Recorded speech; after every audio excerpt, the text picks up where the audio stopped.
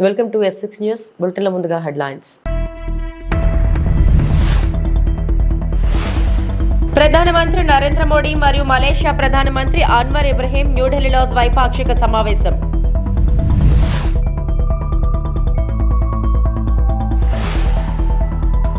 సోమశిల ప్రాజెక్టును పరిశీలించిన ముఖ్యమంత్రి నారా చంద్రబాబు నాయుడు.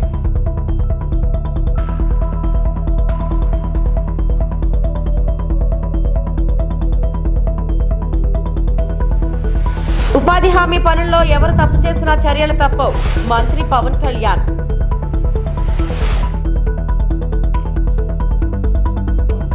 ప్రధానమంత్రి నరేంద్ర మోడీ మరియు మలేషియా ప్రధానమంత్రి అన్వర్ ఇబ్రహీం న్యూఢిల్లీలో ద్వైపాక్షిక సమావేశం నిర్వహించారు. భారతదేశం మలేషియా మధ్య సంబంధాలను మరింతగా బలోపేతం చేయడంలో వివిధ అంశాలపై వారు చర్చించారు.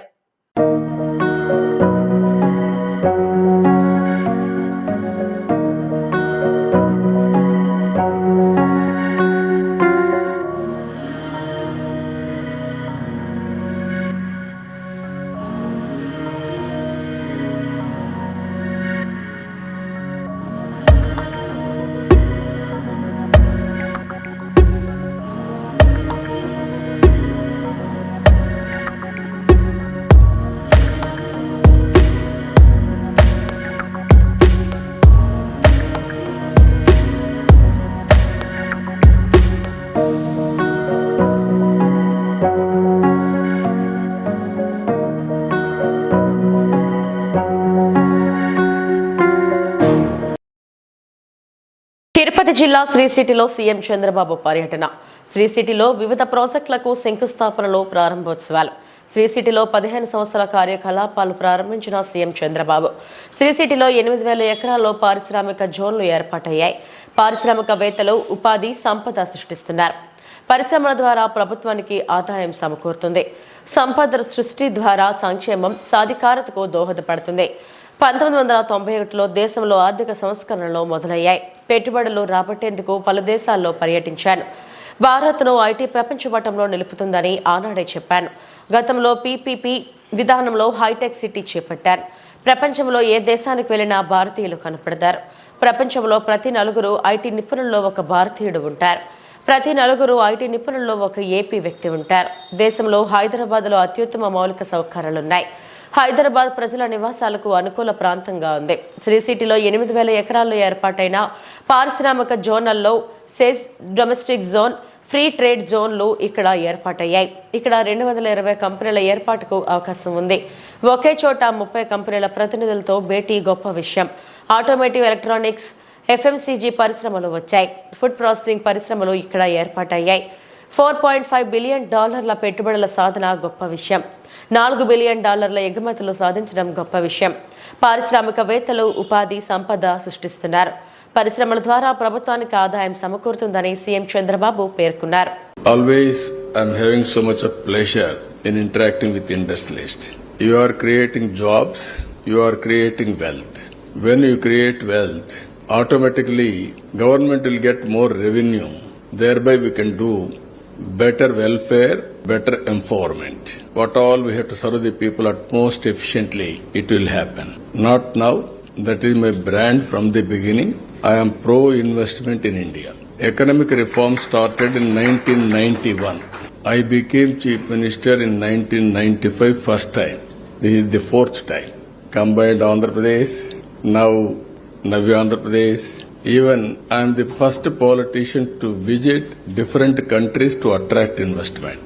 It may be America, it may be Japan, Europe, Singapore, so many countries for that matter.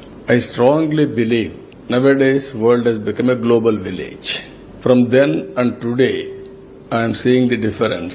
When I started economic reforms in 1995, at that time I thought information technology is the right way to put Indians on global map. That is how with one high-tech city, I started construction with PPP model. Today, I am very happy, day by day development has taken place.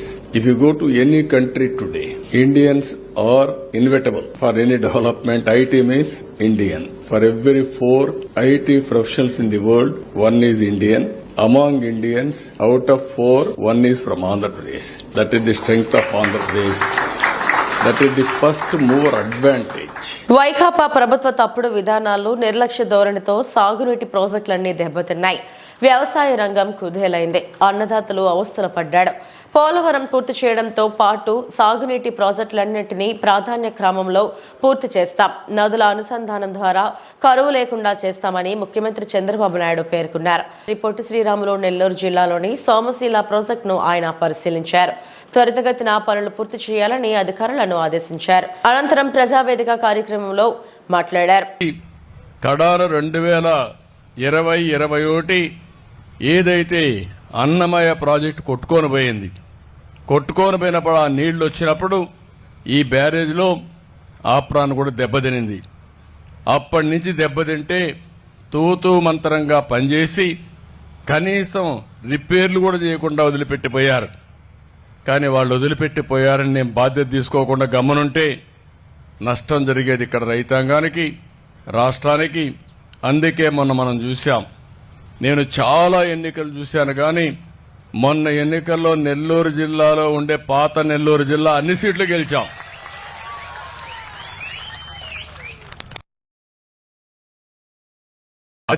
Telugu Desam party వచ్చినప్పటి నుంచి నేను చూశాను ఎన్నికలు. అన్ని ఎన్నికల్లో గెలుస్తూ వచ్చాం, కానీ 93% సీట్లు గెలవడం, ప్రతిపక్షానికి 11 సీట్లు ఇచ్చి ప్రతిపక్షానికి హోదా కూడా ఇవ్వకుండా చేశారంటే ప్రజల్లో ఆ పార్టీ పైన ఎంత వ్యతిరేకత ఉందో, ఎంత అసహ్యం ఉందో, ప్రజల్లో ఏ విధంగా ఫ్రస్ట్రేషన్ ఉందో దీన్ని బట్టి అర్థమవుతుంది. నేను అడుగుతున్నా, మీరందరూ దగ్గరగా కూర్చొని మనం మాట్లాడుకున్న ఒక కుటుంబం మారిగా 5 ఏళ్ళు ఎప్పుడన్నా చూశారా? మీరు ఎప్పుడన్నా మీటింగ్లు పెట్టారా ఈ మారిగా? ఈరోజు ఇక్కడ ఉన్న చెట్లు అట్నే ఉన్నాయి. ఆయన వచ్చి ఉంటే చెట్లన్నీ వెళ్ళిపోయేట్టు నరికేసేవాడు, పరదాలు కట్టేవాడు, అవునా కాదా? అందరినీ ఇళ్ల దగ్గర అరెస్ట్ చేసేవాడు. అదే మరి స్కూల్స్ అన్ని క్లోజ్ చేసేవాడు. బస్సులన్నీ పెట్టి బలవంతంగా లాక్కొచ్చి కందకాలు కూడా దివ్వేవాడు ఒకసారి ఎవరు పారిపోకుండా. అంటే ఎలాంటి పరిపాలన జరిగిందో, ఒక ఉన్మాద పాలన, ఒక రాక్షస పాలన. ఈరోజు ప్రజలందరూ ఫీల్ అవుతున్నారు. స్వాతంత్రం వచ్చింది, ఫ్రీగా తిరుగుతున్నాం, ఫ్రీగా మాట్లాడుకుంటున్నాం, ఎవరొచ్చినా నిలదీసే హక్కు వచ్చిందని. ఆంధ్రప్రదేశ్కి 5 సంవత్సరాల తర్వాత స్వాతంత్రం వస్తే ఎంత ఆనందంగా ఉంటారో అంత ఆనందంగా మీరుండే పరిస్థితికి వచ్చారు. అది ప్రజాస్వామ్యం. నేను అందుకని ఈరోజు మీ అందరికీ చెప్తున్నా, ఇక్కడికి వచ్చినప్పుడు ఇప్పుడే నేను చెప్పిన దానిపైన సోమశిల 2 కలిపితే 146 టీఎంసీ నీళ్లు పెట్టుకునే అవకాశం వస్తుంది. ఈ 2 కాకుండా నేను ఈరోజు రాష్ట్రంలో ఒకటే ఆలోచిస్తున్నా, నీరు సంపద. ఒకప్పుడు నీరు మీరుని మాట్లాడాను. సాగునీటి సంఘాలను తీసుకొచ్చాం, వాటర్ షెడ్ డెవలప్మెంట్ తీసుకొచ్చాం, అనేక కార్యక్రమాలు, చెక్ డ్యాములు కట్టాం, అదే మరి ఊట చెరువులు దువ్వాం, ఇంకో పక్క ఫామ్ పాండ్స్ కూడా దువ్వాం. ఇలాంటి అనేక కార్యక్రమాలు చేశాం. ఈరోజు ఒక పెద్ద ఎత్తున నా కోరిక, ఈ రాష్ట్రంలో కరువు అనే మాట రాకుండా 2-3 సంవత్సరాలు వర్షాలు పడకపోయినా రిజర్వాయర్లో భూమిని జలాశయంగా చేయగలిగితే మనకు నీటి సమస్య ఉండదు. ఉపాధి హామీ పథకం అమలులో క్షేత్రస్థాయి సిబ్బంది నుంచి డైరెక్టర్ వరకు ఎవరు తప్పు చేసినా ఉపేక్షించేదే లేదని రాష్ట్ర పంచాయతీరాజ్ గ్రామీణాభివృద్ధి శాఖ మంత్రి పవన్ కళ్యాణ్ హెచ్చరించారు. జవాబుదారీతనాన్ని పెంచాల్సిన సోషల్ ఆడిట్ విభాగంలోనూ అవినీతి జరుగుతుందన్న ఫిర్యాదులు వస్తున్నాయని ఆయన మండిపడ్డారు. ఇలాంటి కీలక విభాగం పైన నిఘా పెట్టాల్సిన అవసరం ఏర్పడుతుందంటే పరిస్థితులు ఎంత దిగజారాయో అర్థమవుతుందని మంత్రి వ్యాఖ్యానించారు. ఉపాధి పనులకు రాకపోయినా హాజరు వేయడం, పని చేయకుండా వేసినట్లుగా చూపడం, తక్కువ పని చేసి ఎక్కువ చేసినట్లుగా నమోదు చేయడం వంటి అవకతవకలు గమనించామని ఆయన పేర్కొన్నారు. ఉపాధి హామీ పథకం అమలుపై సచివాలయం నుంచి సోమవారం జిల్లా పరిషత్ సీఈఓలు, జిల్లా పంచాయతీ అధికారులు, జిల్లా జల యాజమాన్య సంస్థ పథక సంచాలకులు, ఎంపీడీఓలతో నిర్వహించిన వీడియో కాన్ఫరెన్స్ లో ఆయన మాట్లాడారు. తనిఖీలు చేయడం లేదు, సోషల్ ఆడిట్ సడలకు హాజరు కావడం లేదు, క్షేత్రస్థాయి అధికారులు సిబ్బందిపై పథక సంచాలకులకు నియంత్రణ లేదనే వాస్తవాలు నా దృష్టికి వచ్చాయి. క్లస్టర్ స్థాయిలో పనిచేసే ఏపీడీలు పని ప్రదేశాలకు వెళ్లడం లేదనే ఫిర్యాదులు వస్తున్నాయి.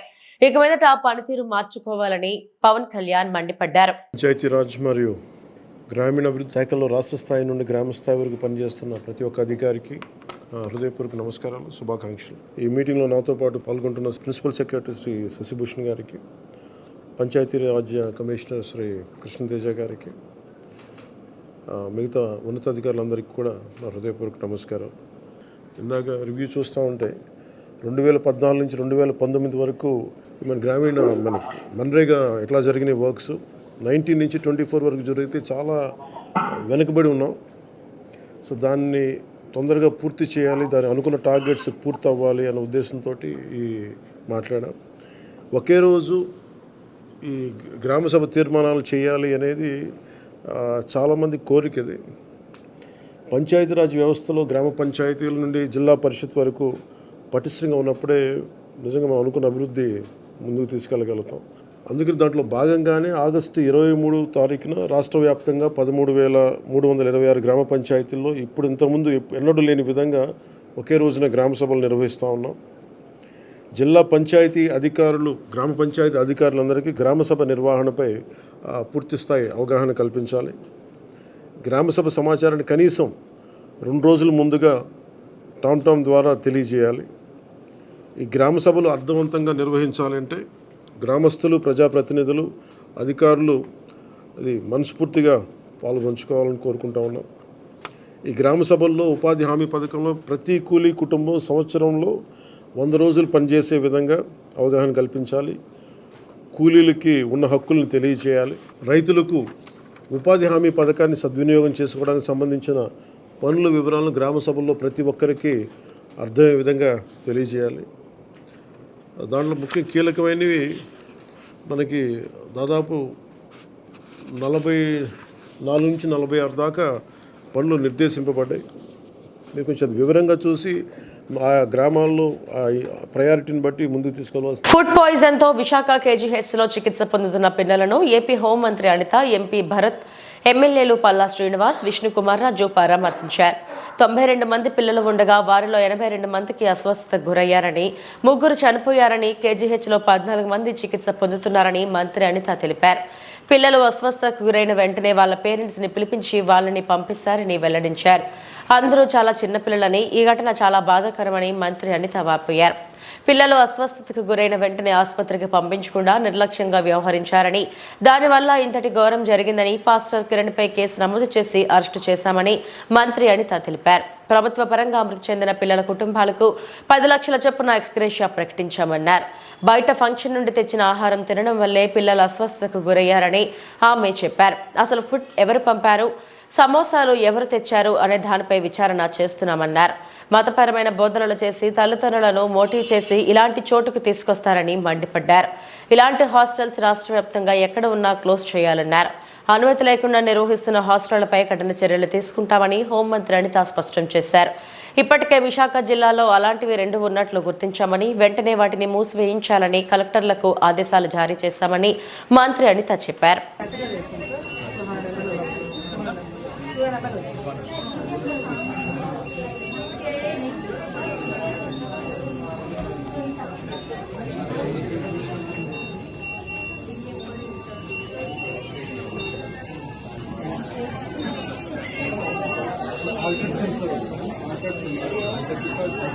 లోపల పొల్యూషన్ బయట తీయకుండా కొద్దిగా ఎస్బెస్సెస్ వస్తుంది. ఆ ఎస్బెస్సెస్లో సెన్సర్ కొద్దిగా ఆడుతుంది.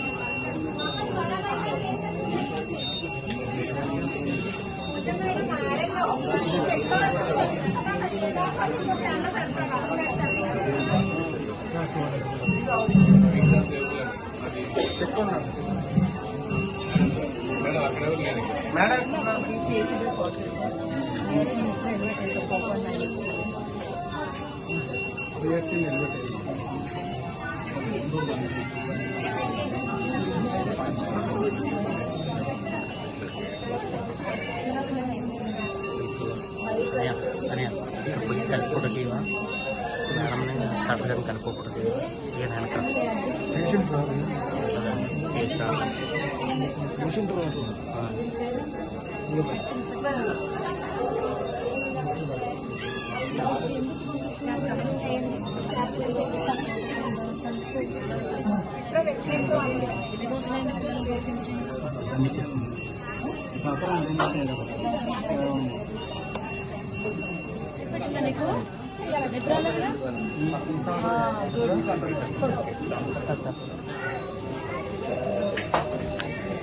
సేమ్ కేసు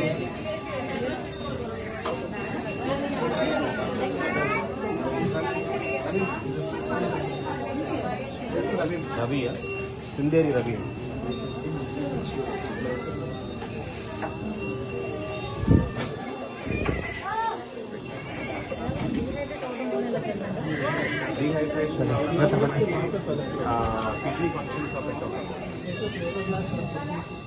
తూర్పుగోదావరి జిల్లా అన్నవరప్పాడు మంత్రి కందుల దుర్గేష్ అన్నవరప్పాడులో మృతుడు కుటుంబానికి జనసేన క్రియాశీల సభ్యత్వం 5 లక్షల చెక్కు అందజేత. పెరవలి మండలం అన్నవరప్పాడు గ్రామానికి చెందిన జనసేన పార్టీ కార్యకర్త సాపిరెడ్డి గౌతమ్ ఇటీవల ప్రమాదవశాత్తు మృతి చెందాడు. అన్నవరప్పాడు గ్రామ జనసేన పార్టీ అధ్యక్షుడు పోపుప్పు సూర్య నాగేశ్వరరావు ఆధ్వర్యంలో ఆ గ్రామానికి విచ్చేసిన రాష్ట్ర మంత్రి కందుల దుర్గేష్ మృతుని కుటుంబానికి మంజూరైన 5 లక్షల బీమా పరిహారం చెక్కును అందజేశారు. మృతుడు గౌతమ్ కుటుంబ సభ్యులతో మాట్లాడి ధైర్యం చెప్పారు. ఈ సందర్భంగా నిర్వహించిన విలేకరుల సమావేశంలో మంత్రి దుర్గేష్ మాట్లాడుతూ జన సైనికులకు అనుకోని విధంగా ప్రమాదాల బారిన పడి క్షతగాత్రులు మృతి చెందిన జన సైనికుల కుటుంబాలని ఆదుకోవడమే లక్ష్యంగా జనసేనాని పవన్ కళ్యాణ్ ఈ పథకం ప్రవేశపెట్టినట్టు చెప్పారు. ఎంతో మందికి ఇది ఉపయోగపడిందన్నారు. రాష్ట్రంలో ఇప్పటి వరకు సుమారుగా 10 లక్షల సభ్యత్వాలు నమోదయ్యాయని తెలిపారు. ఈ కార్యక్రమంలో జనసేన పెరవలి మండల అధ్యక్షుడు పిప్పర్ రవి, పొప్పపు నాగేశ్వరరావు, ఆకుల సుబ్బారాయుడు, బొలిశెట్టి ప్రసాద్ పాల్గొన్నారు.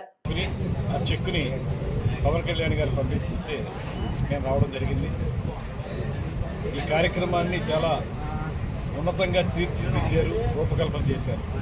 కారణం ఏంటంటే పవన్ కళ్యాణ్ గారి సమావేశాలకు కానీ బహిరంగ సభలకు కానీ పెద్ద ఎత్తున జనం రావటం, మీటింగుల్లో పార్టిసిపేట్ చేయడం జరుగుతూ ఉంటుంది. తిరిగి వెళ్ళేటప్పుడు ఎన్ని జాగ్రత్తలు తీసుకున్నా కూడా కొన్ని ప్రమాదాలు జరిగేటువంటి అవకాశం ఉంది.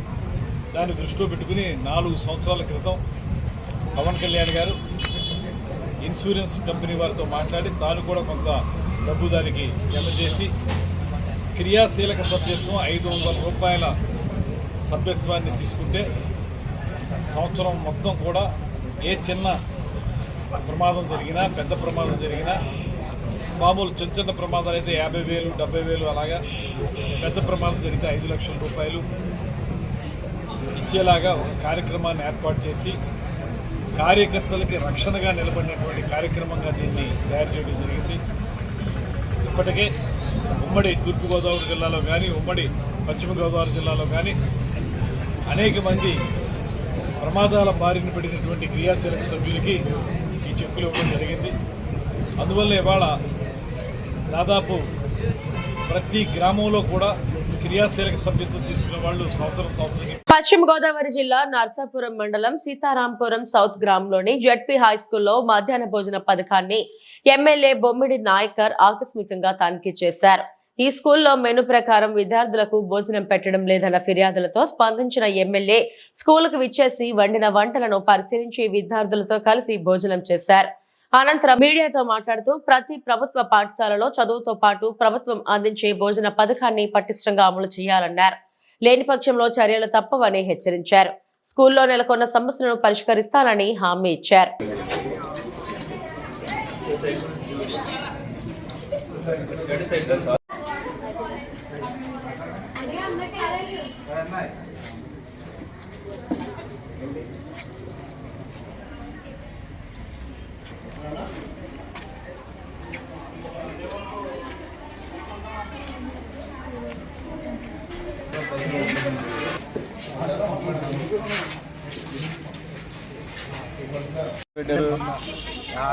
బిల్లు అన్నీ ఆగిపోయినాయండి.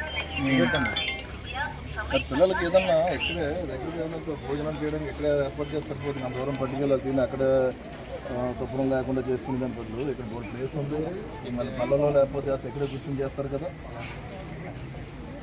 దూరం అలా దూరం పట్టుకెళ్ళి మరి ఈ రోజున నరసాపురం మండలం సీతారాపురం సౌత్ గ్రామంలో ఉన్నటువంటి అల్లూరు సీతారామరాజు జిల్లా పరిషత్ స్కూల్కి మరి ఇక్కడ మేము రావడం జరిగింది. అంటే ఈ స్కూల్లో పిల్లలు ఏ రకంగా ఉంటున్నారు, వాళ్ళ ప్రభుత్వం ఏ రకంగా కానీ ఇక్కడ స్టాఫ్ కానీ వాళ్ళందరినీ ఏ రకంగా చూసుకున్నారన్న దాని మీద నేను ఇక్కడ వచ్చి ఇక్కడ అంతా చూడడం జరిగింది. ప్రత్యేకంగా ఏంటంటే నా దృష్టికి కూడా ఇక్కడ భోజనాలు సరిగ్గా భోజనం ఏదైతే ప్రభుత్వం ఇస్తుందో మధ్యాహ్న భోజన పథకం అది సరిగ్గా లేదని చెప్పడం, దాన్ని దృష్టిలో పెట్టుకుని ఇక్కడ రావడం. మరి ఇక్కడ చెక్ చేసాం. ఇక్కడ నేను కూడా ఇక్కడే ఉండే పిల్లలతో భోజనం చేయడం జరిగింది. వాళ్ళకు కూడా యజమానులు కూడా చెప్పాం, ఇక్కడ భోజన కార్యక్రమం అనేది కూడా బాగుండాలి, మంచి భోజనం మనం ఇవ్వాలి. మన ప్రభుత్వం తరఫున పిల్లలందరికీ కూడా మంచి విద్యని అదేవిధంగా మంచి భోజన కార్యక్రమాన్ని కూడా మనం అందించాలని చెప్పి మెనూ ప్రకారం ఏదైతే మెనూ ఉందో మెనూ ప్రకారం ఇక్కడ రాష్ట్ర వ్యాప్తంగా ఉన్న మెనూ ప్రకారం మరి ఈ స్కూల్కి కూడా మంచి భోజనాన్ని కూడా పిల్లలందరికీ ఇవ్వాల్సిందిగా నేను ఇక్కడ స్టాఫ్కి కూడా చెప్పాను. అదే బాత్రూమ్ కూడా ఇక్కడ ఆల్రెడీ కొత్త బాత్రూమ్ కడుతున్నారు, దాన్ని కూడా మరి 1 year నుంచి కూడా అది ఇంకా ఓపెన్ చేయలేని పరిస్థితి ఉంది. మరి వెంటనే ఇప్పుడు నేను తక్షణమే అధికారులతో మాట్లాడి ఆ బాత్రూమ్స్ కూడా కట్టించి ఈ స్కూల్ పిల్లలకు ఉపయోగపడే విధంగా, అంటే పాత బాత్రూమ్స్ కూడా 2 ఉన్నాయి, ఎక్కువ ఇక్కడ ఆడపిల్లలు ఎక్కువ మంది ఉన్నారు, వాళ్ళకి ఇబ్బంది లేకుండా కొత్త బాత్రూమ్స్ కూడా వెంటనే నేను ఓపెన్ చేయించమని చెప్పి నేను అధికారులకు చెప్పడం కూడా జరిగింది. స్కూల్ పిల్లలకి పూర్తి సహకారం ఈ ప్రభుత్వం నుంచి అన్ని రకాలుగా ఉంటుందని, ఏదన్నా సరే నేను అదే ఇక్కడ హెచ్ఎం గారు కూడా చెప్తున్నా, ఇప్పుడు ప్రభుత్వం ద్వారా మీకు ఏదైనా అవసరం ఉంటే చెప్పండి, అది చేసి పెడతామని చెప్పి నేను తెలియజేస్తున్నాను. నేను అదేవిధంగా ఈ కార్యక్రమాన్ని కూడా ఇక్కడ స్థానిక నాయకులు అందరూ కూడా వచ్చి సహకరించారు. దయచేసి మేము హెచ్ఎం గారు ఒకటి శ్రీ సిటీలో పరిశ్రమల ప్రారంభోత్సవాలు, శంకుస్థాపనలు, ఒప్పందాల పేరుతో సీఎం చంద్రబాబు హైడ్రామా చేస్తున్నారని మాజీ మంత్రి గుడివాడ అమర్నాథ్ ధ్వజమెత్తారు. శ్రీ సిటీలో తమ హయాంలో పరిశ్రమలు ఏర్పాటు కాగా ఇప్పుడు వాటికి చంద్రబాబు ప్రారంభోత్సవాలు, ఇప్పటికే పనులు మొదలుపెట్టిన కంపెనీలకు శంకుస్థాపనలు, ఎప్పుడో కుదిరిన ఒప్పందాలకు మళ్లీ ఒప్పందాలు చేస్తున్నారని, చంద్రబాబుది ఎప్పుడూ ప్రచార ఆర్భాటమే అని స్పష్టం చేశారు. వేరొకరి కష్టాన్ని తన ఖాతాలో వేసుకోవడం అది ఎప్పటికీ చంద్రబాబు నిస్సిగ్గు వ్యవహారం అని చురకలంటించారు. విశాఖపట్నంలో మాజీ మంత్రి గుడివాడ అమర్నాథ్ మీడియాతో మాట్లాడారు. వారు ప్రభుత్వంలోకి వచ్చి 2 మాసాల 12వ తారీఖు అనుకుంటా బహుశా ప్రమాణ స్వీకారం చేసి 2 మాసాల 1 వారం అయింది. ఈరోజు 16 పరిశ్రమలని ప్రారంభోత్సవం చేశారు. ఇప్పుడే కాదు, రానటువంటి ఇంకో 1.5, 2, 3 సంవత్సరాల వరకు జగన్మోహన్ రెడ్డి గారి హయాంలో మేము తీసుకొచ్చినటువంటి పరిశ్రమల్ని ప్రారంభోత్సవాలు చేయడానికి వారికి సమయం పడుతుంది. ఇదేదో ఆయన బ్రాండ్ని చూసి వచ్చినట్టుగా వారు మాట్లాడుతున్నటువంటి మాటలు చూస్తే కాస్త ఆశ్చర్యానికి గురి చేస్తుంది. ఎందుకంటే కనీసం ఒక 100 కోట్ల రూపాయలు పెట్టుబడి పెట్టి ఒక పరిశ్రమ పెట్టాలన్నా కనీసం 6 నెలల నుంచి సంవత్సరం సమయం పడుతుంది. ఈరోజు వారు ప్రారంభోత్సవాలు చేసినటువంటి ఏ ఒక్క పరిశ్రమ కూడా వారి బ్రాండ్ ఇమేజ్తోనో లేదా వారు ప్రభుత్వంలోకి వచ్చిన తర్వాత వచ్చినటువంటి కావు అనేటువంటి విషయాన్ని వారు గమనించి మాట్లాడితే బాగుండు అనేటువంటి అభిప్రాయాన్ని మాకు మీ ద్వారా ప్రజలకు తెలియజేయాలనేటువంటి ఉద్దేశంతో, ఎందుకంటే కంపెనీలకి చాలా మటుకు శంకుస్థాపనలు మా ముఖ్యమంత్రి గారు కానీ నేను కానీ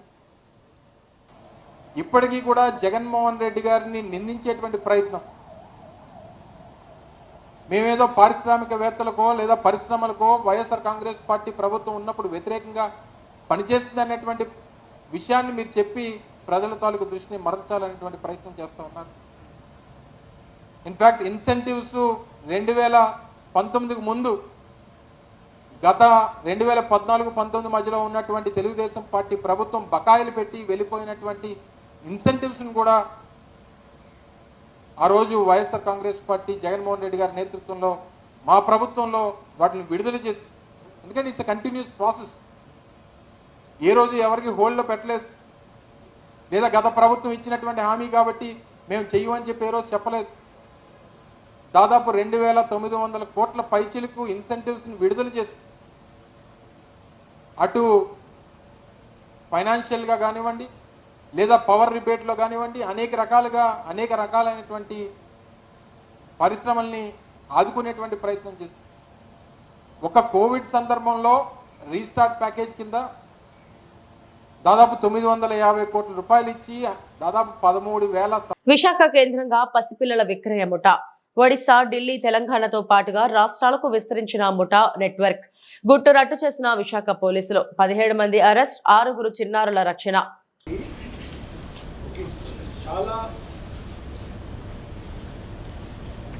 చాలా పెద్ద ర్యాకెట్ అది అన్రెవెల్ చేయడం జరిగింది. టాస్క్ ఫోర్స్, మన నగర టాస్క్ ఫోర్స్ ఈ సందర్భంగా చాలా మంచి పని, చక్కటి ప్రదర్శన, చక్కటి పర్ఫార్మెన్స్, చక్కటి అచీవ్మెంట్ చేశారని నేను వాళ్లకు అభినందిస్తున్నా.